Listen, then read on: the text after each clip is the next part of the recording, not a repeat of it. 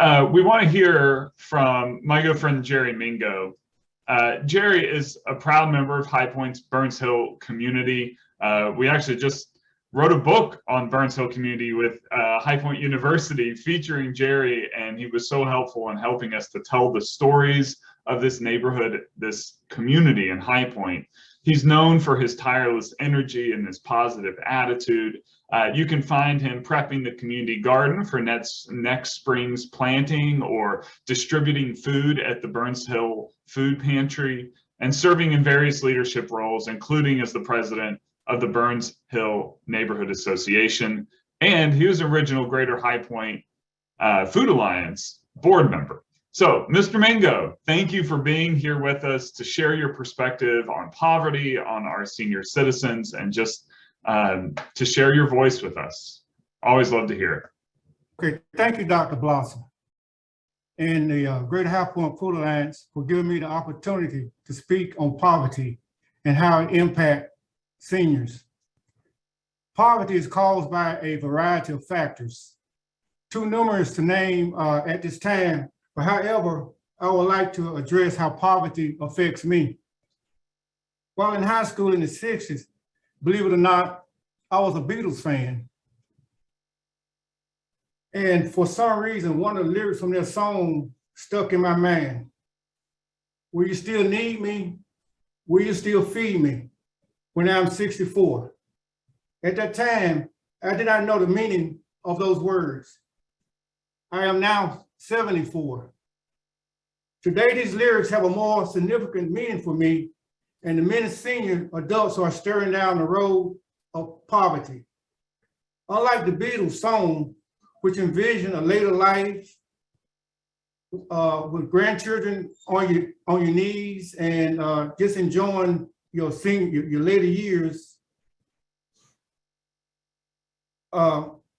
this means that we are struggling with rising healthcare, housing costs, and lack of transportation, inadequate nutrition, and diminishing savings that translate to millions of Americans over 60 while living at or below poverty. There are numerous articles and statistics about the impact of poverty on a person's ability to access medical care, food, and other resources.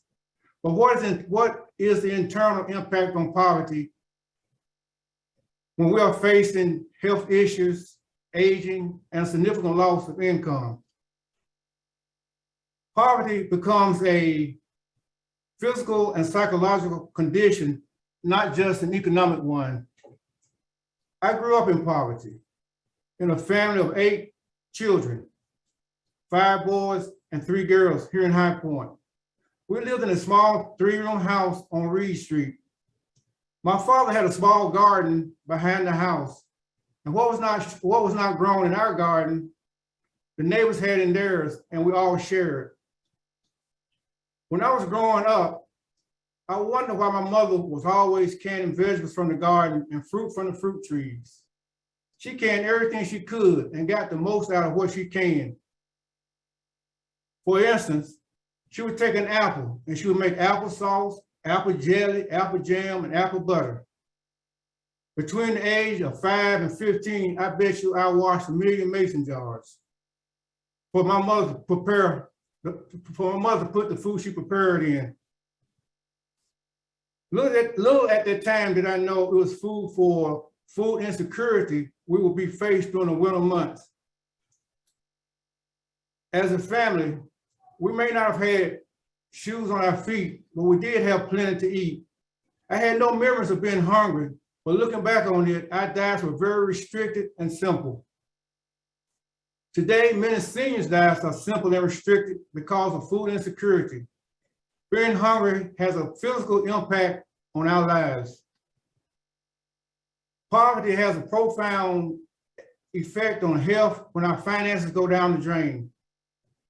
I went from a $65,000 a year job to $15,000 when I retired, living on Social Security. Many seniors are faced with this while living on a retirement income. Our average income tends to fall with age. Money may not buy you happiness, but it can improve the challenge of access to healthcare and services. When someone is living on, in poverty, it is possible that there are some deficiencies in their preventative care, which also impacts the speed of our diagnosis and treatment options. This could exacerbate our chronic conditions or cause complications later.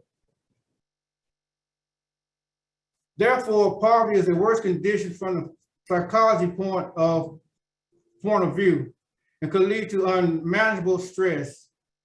For the elderly, it is inevitable to avoid the stress whenever you live on a fixed income. There are more health complications with few options to increase our resources.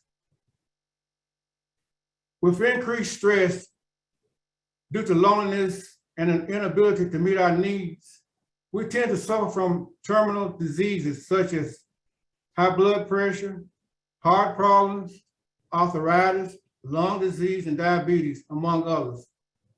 Since we are less energetic, we tend to deteriorate health-wise due to poor nutrition and medical support.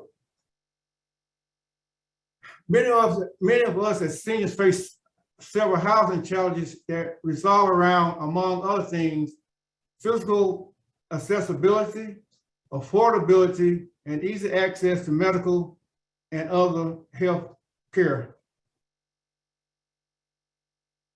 For low-income seniors, the quality of life, health, and our ability to live independently in our communities is also at a high premium. It is common that poverty can lead to homelessness. When an older adult finds themselves in a financial crisis, they may end up losing the housing conditions of their choice. Affordable housing is hard to come by. Lastly, wealth and poverty are viewed from different stages or different angles. The wealthy are valued on one hand, and on the other hand, the poor are segregated, blamed for their poverty, and looked down upon. This is one of the psychological effects of poverty. So in closing, I ask you, will you need me? Will you still feed me when I turn 64? When I turn 84. Thank you. Thank you, Jerry. And thank you for all that you do. You have been a mentor and teacher to so many of my students, our Bonner leaders at HPU and our Vistas that have come through, helping them to navigate community and listen deeply to the voices in our neighborhoods and our community. I'm so thankful for your wisdom and your friendship and your guidance over the years for the Whole Food Alliance, for all that you're doing.